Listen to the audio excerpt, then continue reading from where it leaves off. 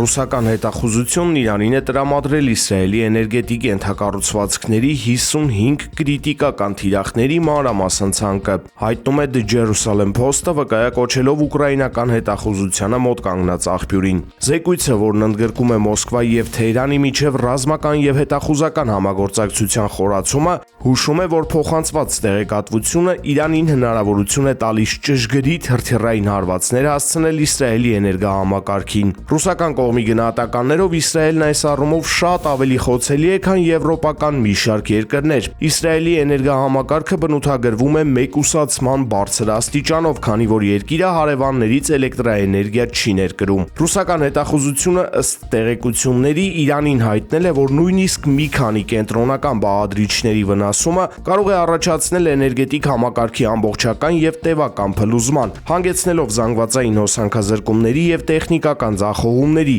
որոնք հնարավոր չի լինի հեշտությամբ վերացնել։